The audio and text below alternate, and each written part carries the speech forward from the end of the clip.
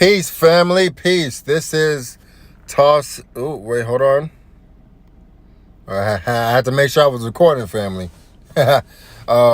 This is Pharaoh Nefertem, and this is Toss Segment University. This is Herbal Heka. So, this video is probably going to be about 2 hours long, maybe. It's probably going to be split up into 3 different parts. And then on top of that, there's going to be a lecture number 2 as well, where I'll talk about more of the formulations and the different herbal ways to, the different ways to ingest herbs or take herbs, because there are a couple main ones, and I'm going to teach you guys how to do it. But that's not in this lecture. This lecture is for the beginning of Herbal Heka. So let's go into the intro. Not the intro. The order of business. 1 is the intro.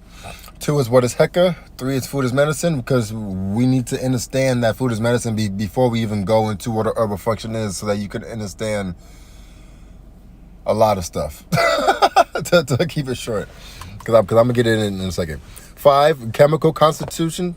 Ooh, not constitution. Oh, no, not that. Chemical constituents. The herbal function, and then the conclusion. Yes, family? Now, when you listen to this, listen to all my lectures with an open mind. A lot of the stuff that we've been told is not real, not true. So if you come across anything in here that you don't like, just realize that you may not like it because you were taught pseudoscience by someone who was trying to colonialize you. So, with that being said, let's get it. In the crypto.com. Intro. Name is Pharaoh Nefertem. I'm an herbalist specialized in nutrition for the African diaspora. I have a degree in electrical engineering and a certificate in nutrition from Harvard. I'm also a dancer, choreographer. I've done movies, music videos, blah, blah, blah. Beyonce, Kanye West, The Rock, etc., etc. I currently stopped doing that because I woke up and I was like, yeah, this is not it. So as someone who is practicing, or I don't want to say practicing, someone who is utilizing this information on yourself or with others, I created a pledge, right? Because with great information comes great responsibility. That's not the quote. Can't remember what the quote was. but you get what I'm saying.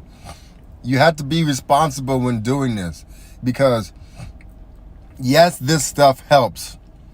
Yes, you can heal from using this, but it's also possible to cause harm if you're not knowledgeable enough on the subject. It's possible to cause harm also if you're not using the modality of Herbal Heka with Mayat, right? It has to be order. You have to do it with justice. You have to do it with truth and peace and love. Like, you have to actually give a fuck, right? So the pledge: as a practitioner of Herbal Heka, I will always hone and study my craft. I will always perform my best. I will practice what I preach. I will do all work according to Mayat and aim to help the African people all over the world heal. I will teach those who are willing to learn the science of Herbal Heka to the best of my ability. I realize that I am a warrior for the African people around the world.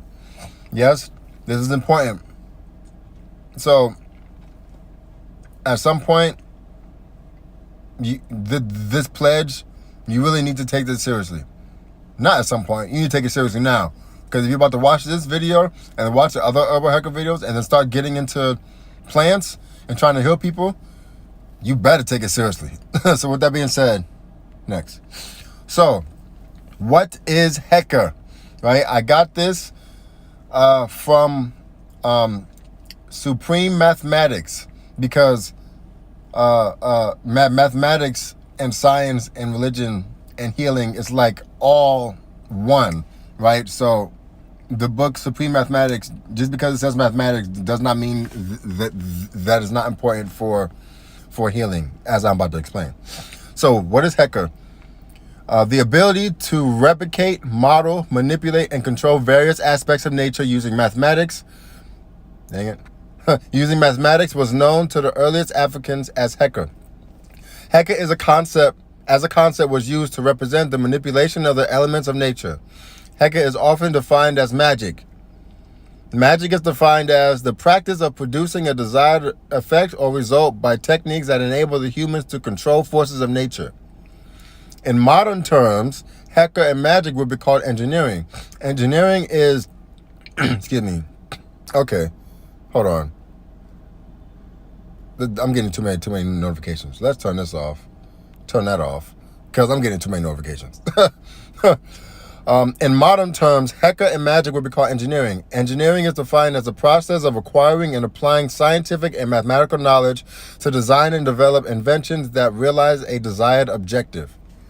When looking at the definitions of engineering, magic, and Heka, the relationship can be seen. And successfully practicing engineering, Heka or magic, depends on mathematics. So, Heka, aka magic, aka engineering. That's all it's saying. This is the ideogram, the symbol for Heka, right? There's also the symbol for 9 to the 9th power of 9 or 100 to the 100th power of 100, but we're not talking about that right now.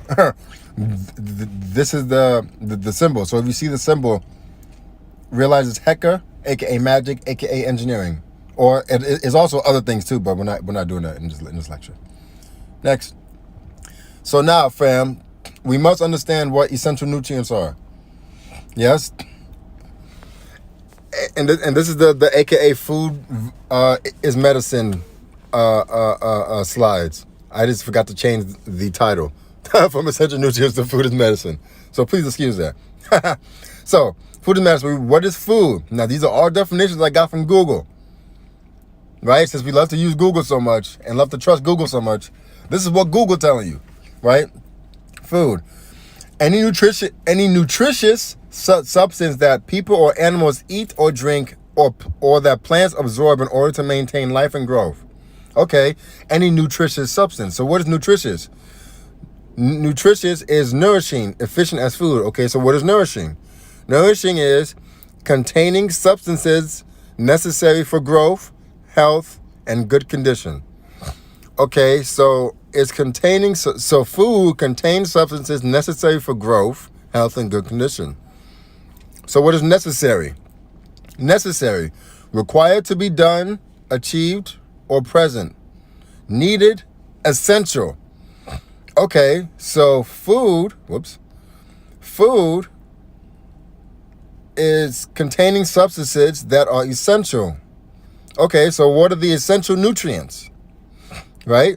Because we must ask, family, what is essential for our body? What is necessary for our body?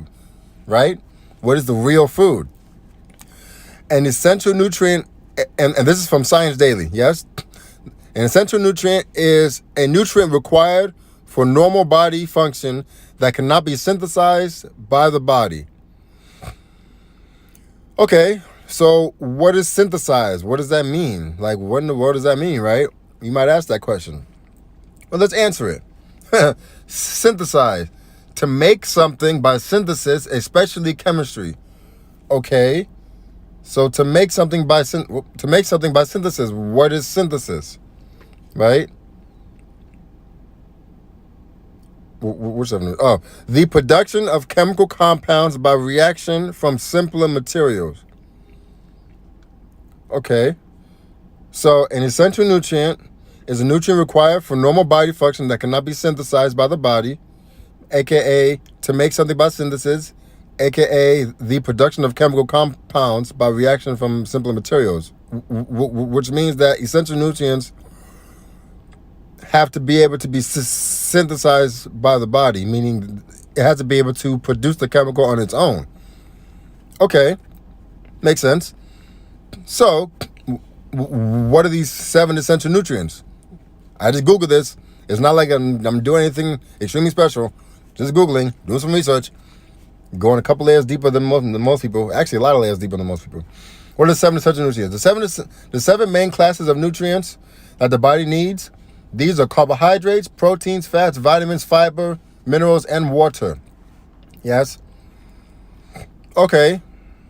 So these are all necessary, and our body are not able to synthesize these by themselves. Okay.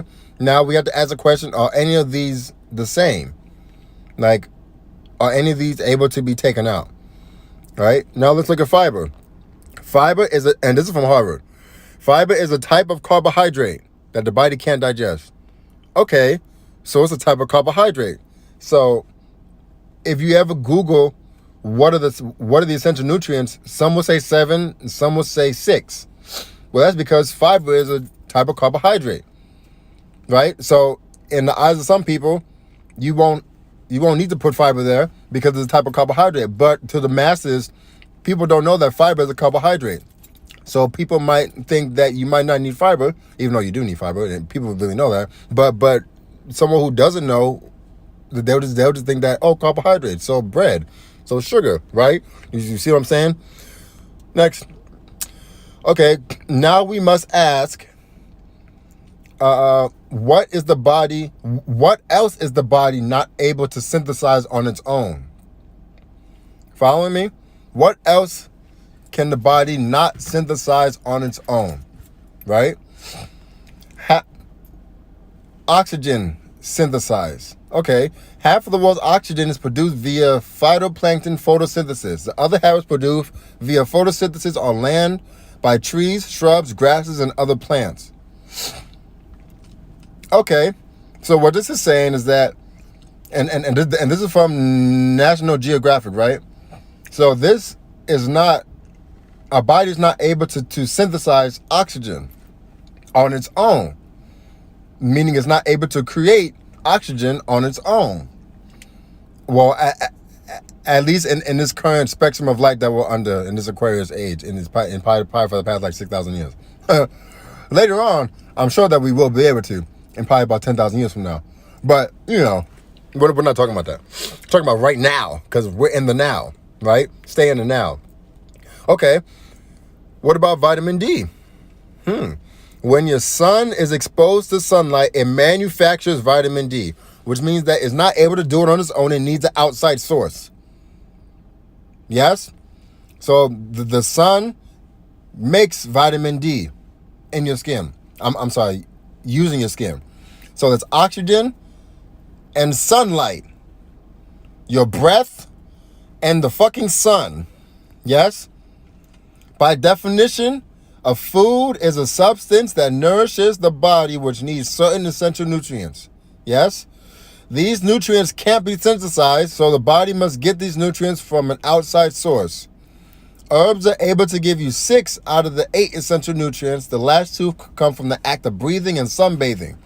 So 6 of the essential nutrients, your carbs, your protein, your fats, your vitamins, your minerals, and there's one more. Then water, right? Those, you can get that from herbs, right? Because and the reason why you can get water from herbs, because I know that a lot of y'all thinking, well, how can you get water from herbs? Well, you can get water from herbs if you ever ate celery, if you ever ate an apple, if you ever ate an orange, if you ever ate a grapefruit. It's watery. Watermelon. That's water in the damn name, right? For the food that we should be eating on a daily basis should mostly be consistent of water, right? Especially since the body is mostly water. Now, with that being said, there are 8 essential nutrients, not 7, not 6, because your breath and the sun are essential to your body. They are important in health. You must breathe, or you'll die in 3 minutes, or you must get the sun. And you must get the sun. It's necessary. Yes? Especially if you have melanin, because the sun sends radio waves, which are sound waves, and your skin is absorbing the sound waves, which means literally that your sun is absorbing information. You're literally absorbing sound into your body. Yes? So, now we must, man, my counting is way off. This says part 7, this one says part 6. I'm messing up. So, now we must ask, do we really need meat? If we're able to get all 8 essential nutrients not from meat, well, do we need meat? Right? One of the most common objections to not going plant-based is protein. Right? So let's get into it. Protein is a key part of a healthy diet, but sources of protein can vary on how good they are for your health. Most people eat enough protein, but they may not be eating the right kinds. Plant-based protein sources such as beans, lentils, tofu, nuts, and seeds are full of fiber and other nutrients and have little to no saturated fat. Processed meats are high in sodium and often are high in saturated fat, both of which are linked to heart disease. Heart disease. Processed meats also have been linked to cancer. This is from, what source is this? The NIH. A good first step to eating healthier protein sources is to cut down on deli meats, hot dogs, bacon, sausages, and eat more plant-based proteins.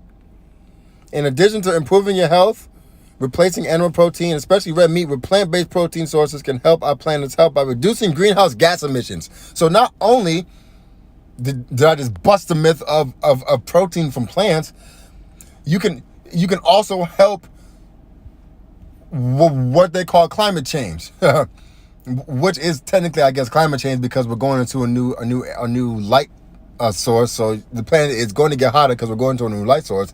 But you can also help the planet because the planet is alive. So if you stop making fucking meat and you just grow plants, nigga, there will be no fucking world hunger. Everybody will have food.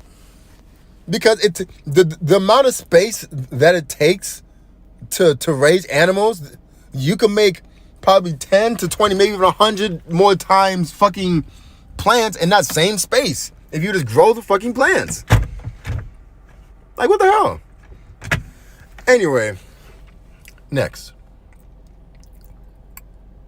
Now, most people say, well, you know, I don't want to go plant-based because I'm scared of B12. You know, what about B12? You know, I need my B vitamins. I need my B12. Well, let's bust that myth too. This abstract is from PubMed.gov. Yes? I got a lot of reading to do. The usual dietary sources of vitamin B12 are animal-derived foods, although a few plant-based foods contain substantial amounts of B12. Substantial amounts. To prevent B12 deficiency in high-risk populations such as vegetarians, it is necessary to identify plant-derived foods that contain high levels of vitamin B12. A survey of naturally occurring plant-derived food sources with high vitamin B12 content suggested that dried purple laver with nori, aka nori seaweed, it's a seaweed, is the most suitable vitamin B12 source presently available for vegetarians. Furthermore, dried purple laver, however you pronounce that shit, also contains high levels of other nutrients that are lacking in vegetarian diets, such as iron and polyunsaturated fats. Yes? Yes? So I want to hear that shit. I want to hear, I need vitamin B12. I need my meat because I need vitamin B12. No, you don't. You don't need meat for vitamin B12. I just told you where to get it. And here's another source from Life Science. New source of vitamin B12 discovered in the ocean. Yes, yes, yes. Researchers have now shown that B12 vitamins in the ocean are produced by archaea, a group of single-cell organisms not only by marine bacteria as previously thought. Okay, well, now we have to ask the question, what is archaea? Where is it found? Well, I'll tell you. Where in the ocean are archaea? You Google the shit. And this is from the NIH. Like I said, motherfucker, the NIH. In the marine environment, archaea habitats are generally limited to shallow or deep sea anaerobic sediments. Right? Shallow or deep sea. Okay, so where do seaweeds grow? Seaweeds often form dense growths on rocky shores or accumulations in shallow water, where the depth of the water is 50 meters or less. So this is proof. This is proof that B12 is seaweed. You can get vitamin B12 from seaweed. So your sea moss, you can get vitamin B12 from sea moss. You following me? Because sea moss is grown in the shallow in the shallow by the coral reefs. Actually, it's on the coral reefs. It grows off the coral reefs. That's where it gets most of its nutrients from. You following me? Seaweed. Eat seaweed. Next. We do not need meat to give us our essential nutrients. All we need are herbs, the breath, and the sun. Everything else is null and void. That includes processed foods, meat, salt, sugar, artificial ingredients, chemicals, etc. Our natural state is to be healthy. Most diseases are the byproduct of faulty nutrition. It is like our natural state is health. Everything that has been given to us has been given to us to kill us. During slavery, they made us eat pigs. They made us eat meat. They probably made us eat shit, like literal shit. Like they made us eat that stuff. That is not a part of our natural diet. It is not. We did not eat no damn meat. We eat vegetables and fruits and water and breathe and the fucking sun. That's all we need. That's all we need. That's all we need. That's all we need. That's all we need. Yes? And don't get it misconstrued because a grain is a type of vegetable because it grows out the fucking ground, nigga. Don't. I had to say that because I didn't want to come at me and be like, oh, well, what about bread? You can't eat no bread. You eat whole grain, nigga, because it comes from the fucking ground. Now, you must change your diet, but when you do it, make it a slow change. You don't want to abruptly change your diet because you can cause your body to go into shock because your whole life you've been eating meat and sugar and salts and blah, blah, blah, blah, blah. And you don't eat a lot of vegetables. So if you just like one day just switch to vegetables, your body's not going to know how to react to that. You have to make it a slow process because it's been engraved in your DNA for hundreds and thousands of years to eat shit. But now you have to slowly get out of it. You can't just do it quick. Whew. Next, chemical constitution. I keep saying constitution. Why do I keep saying that? Constituents. Why do I keep doing that? This is not a constitution. Anyway, so now we have to ask, what is a chemical constituent? In order to ask that, we have to ask what a chemical compound is. Yes? What is a chemical compound? Science Daily.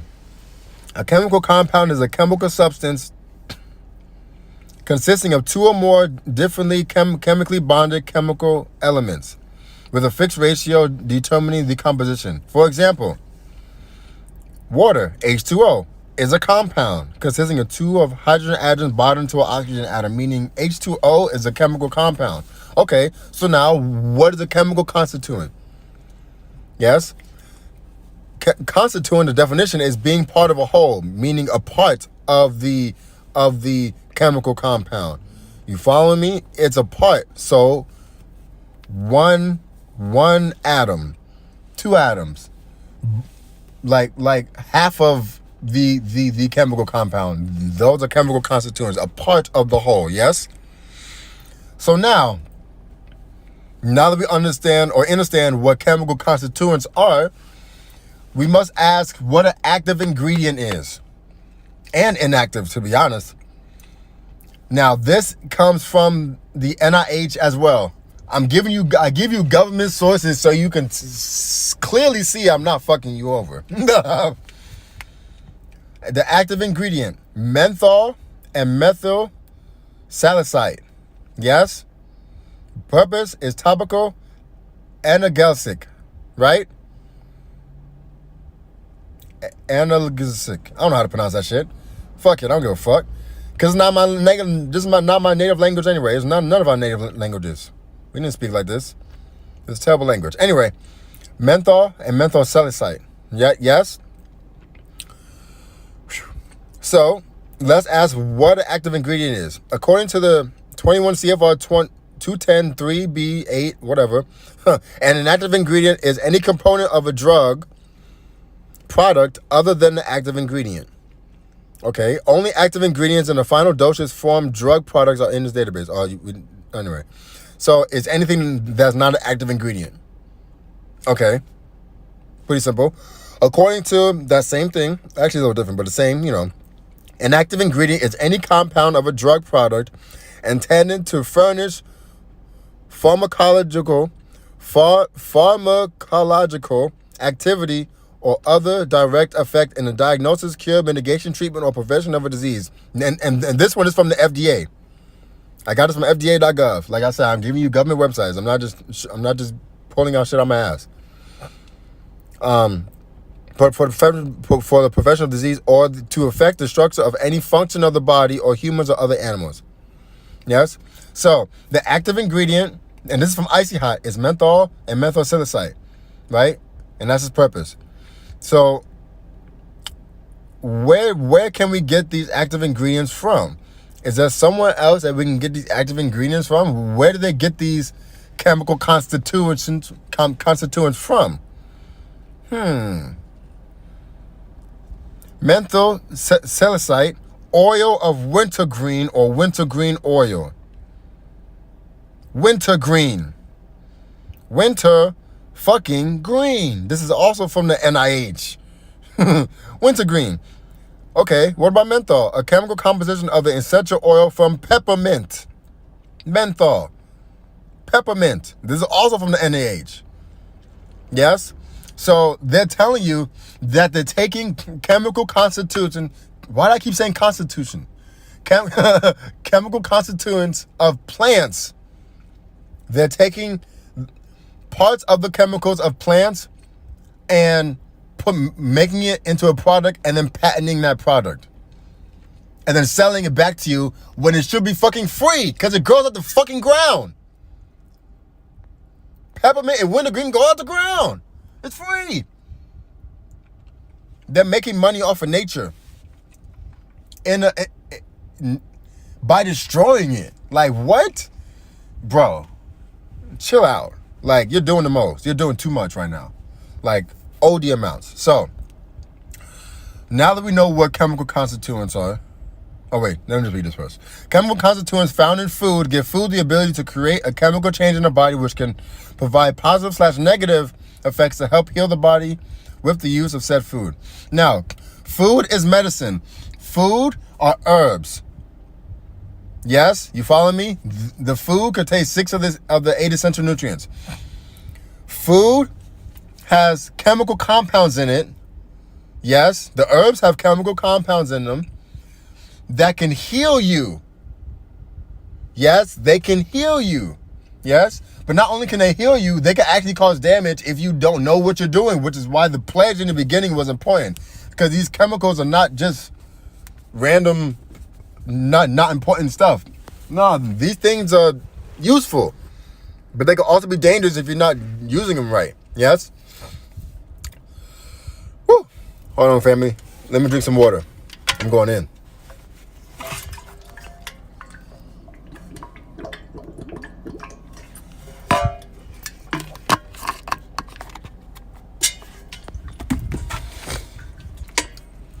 It's really important for us to understand this. That plants are literally your medicine. I just proved it to you.